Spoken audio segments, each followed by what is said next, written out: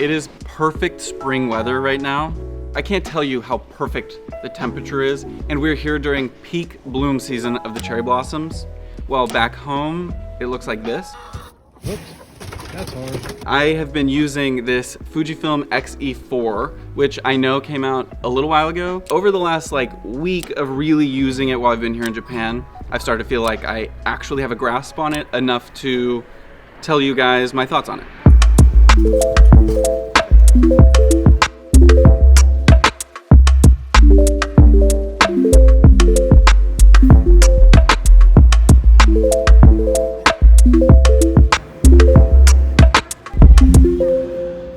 I decided to go with this camera instead of the X100V because it's literally the same sensor. The image quality that you get out of this can be exactly the same as the other, but this one's like $300 cheaper and it has an interchangeable lens. Having an option to shoot something that emulates film, that's pretty cool. So I'm definitely gonna keep shooting film, but I like having this teeny little digital camera with me that I can just snap photos of everything all the time and have them transfer to my phone wirelessly.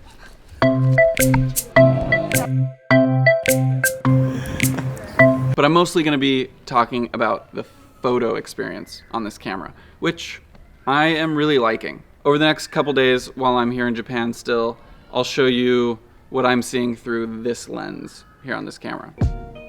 Let's do it.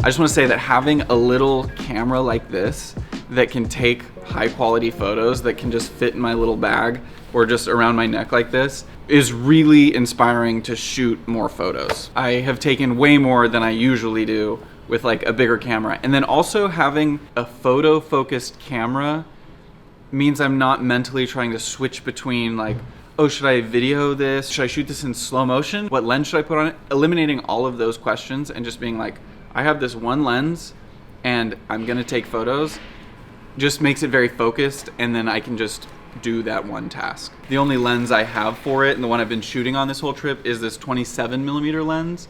So I'm kind of at a fixed focal length. So there are some places where I really wish I had like a zoom or something. Even though this is a 27mm lens, this is on a crop sensor, so it acts like a 35mm lens essentially. When I take photos, I have the tendency to try to get the most natural colors and recreate what my eye is seeing. I'm gonna try branching out a little bit from here on out. So if these photos, if the colors are kind of wonky, this is me experimenting.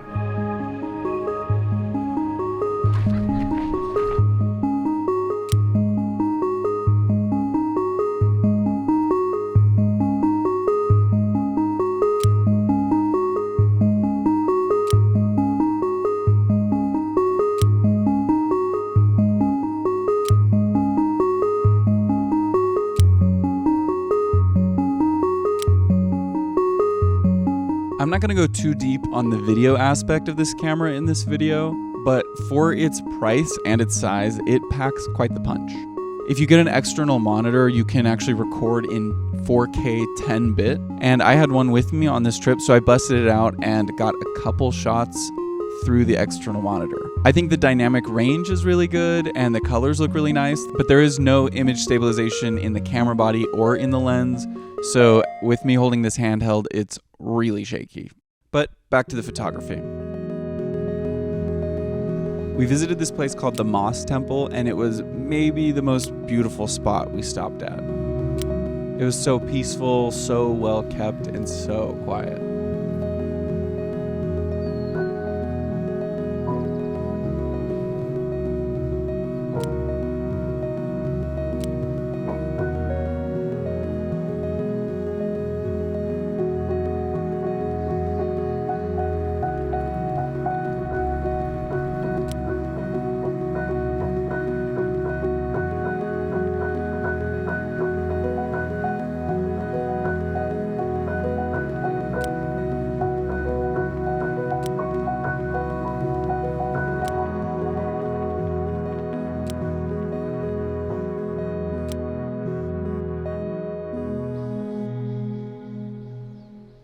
One other thing that took me a second to get a hang of with this camera is that you get maximum dynamic range processing for your JPEGs if you shoot with your ISO at 640 or above. So I'm very used to shooting with like as low an ISO as I can. And when I was like, why is the dynamic range on these images so bad? That's because I wasn't shooting at 640 or higher. So since changing that, I have been way more pleased with the outcome of the dynamic range on them. I read something about that when I first got the camera, but didn't really process what that meant. But now I get it. In the 1600s or so, Japan was starting to get united for the first time in a long time, and they built these 5 major roadways all across Japan that all led to Tokyo. And they call them Gokaido. I made a whole video about this. You should go check it out. I'll link it. And this is the beginning of one of those roads. And you can kind of see the cobblestone right here behind me. And there are these massive, massive cedar trees. Whoa, look at that. These were planted along the route to provide shade to those walking along it. It's absolutely gorgeous.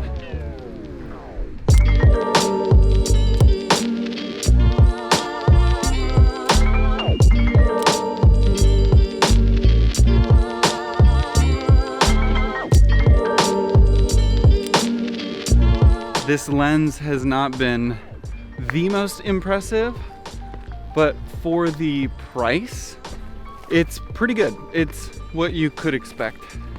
Last night I was eating a corn dog and the ketchup packet was designed to squirt all over you. So I got ketchup all over this lens. So I can say that it's ketchup resistant, which I didn't see advertised.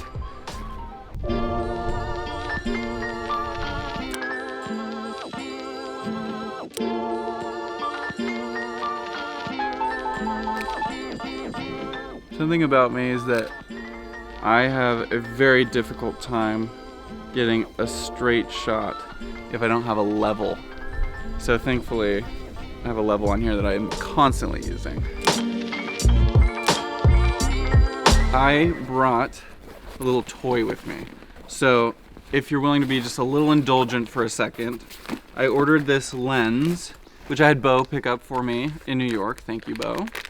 And thank you for filming this right now. Everybody applaud Bo, he's doing such a great job. This is a 4mm lens that I can slap on here. Look at that sucker. That's just a freaking ball. How crazy is that? Let's just see what it looks like on here, just for funsies. I thought maybe in the forest, the wide angle would look crazy.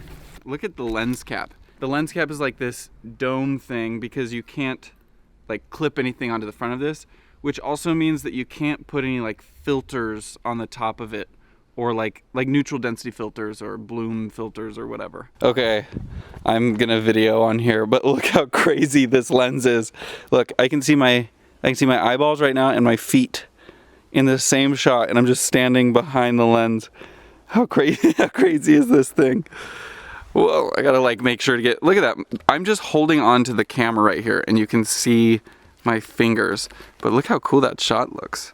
What if I get close to this tree? Whoa. So this is recording, oh look, you can see my mom over there. Say hi, Mom. You can see Bo. Where are you? Oh, that's Bo. Yeah.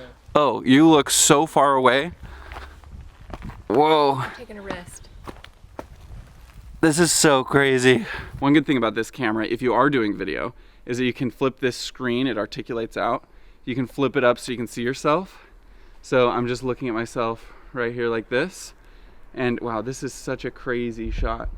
One thing though, I do wish that this screen somehow pivoted. I'm used to using the Sony A7S III, which pivots both out this way and rotates, and this one just rotates in this direction. So sometimes when I'm taking a photo in like portrait mode, and I'm holding it low or something, I can't see what I'm shooting.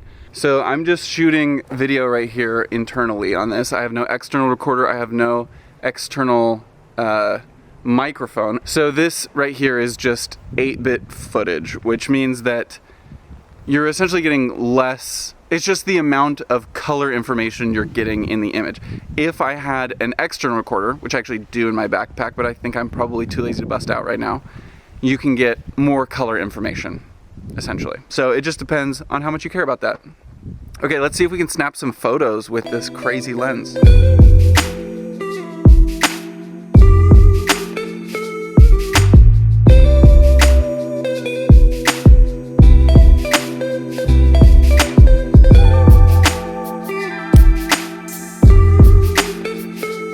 We were taking all these photos, and look what's freaking right here across the water. Look at this. It's freaking Mount Fuji, dude.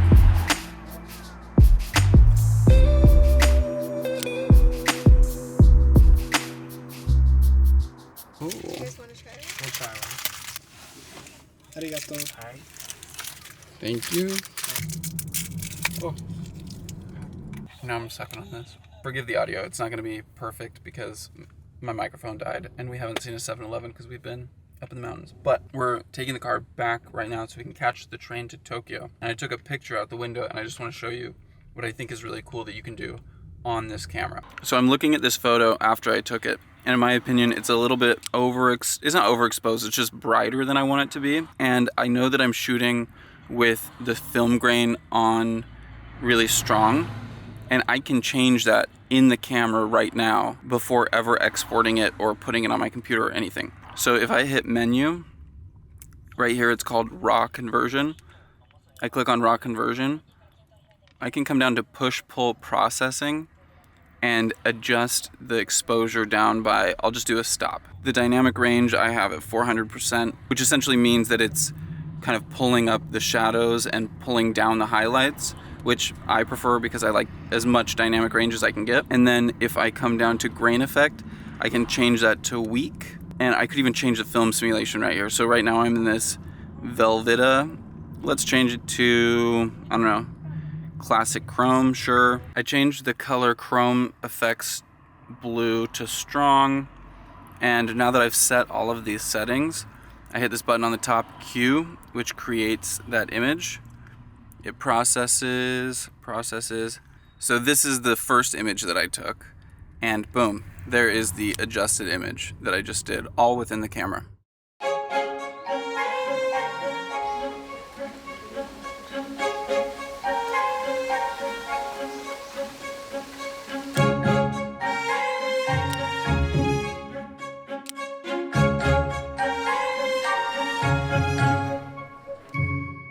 Unfortunately, it's our last day here in Japan. We're heading home in just a couple hours. So I just want to give you my final thoughts on what it's been like using this for the last 2 weeks. I am used to shooting on full frame sensors, and I have this Sony a7S III, which I usually shoot on. And I was a little nervous to shoot on a crop sensor, but having a tiny little camera that is in this form factor of like an old film camera with like a physical dial for the shutter speed is really satisfying, and I think there's something to be said for that. I would not recommend this as a video camera. The battery is really small, and buying an external monitor doesn't really make sense price-wise if that's all you're using it for, is for this camera to do video. If you're doing that, I would recommend just buying a nicer camera like the Sony EVZ1 that just came out, or the Sony A7C. They make those names so difficult, by the way. I know the names in my head, and saying them out loud is impossibly difficult. If you're wanting to know like dynamic range stats and all that stuff, go watch like Gerald Undone or some like really detailed technical video, because I don't know the stats on that, but I guarantee that the Sonys have better low light and better dynamic range. So if you're doing video, do that. If you're looking to experiment with photos though, this is such a fun option. I really have loved playing with the film simulations. It's like pushed me out of my comfort zone a little of like what I prefer with colors or what I'll try with colors. And I love having the grain that you can play with and just transferring it to my phone and feeling like I just got my film developed in 10 seconds and not having to wait at the store. If you're looking at buying the Fujifilm X100V, it's not that I think that's a bad deal or anything, but I don't really care about using flash all that much. When I first bought this, I actually had an extra flash module thing that I ended up returning because I never use it. I just think having the smaller camera body is worth it to me, and having the option to change lenses. I hope this has been helpful. If it has been, please like this video and subscribe to the channel. If you're already subscribed, thank you. I love you. You're helping me a lot. And I will be posting more videos really soon, so I'll see you in the next one very soon. Bye.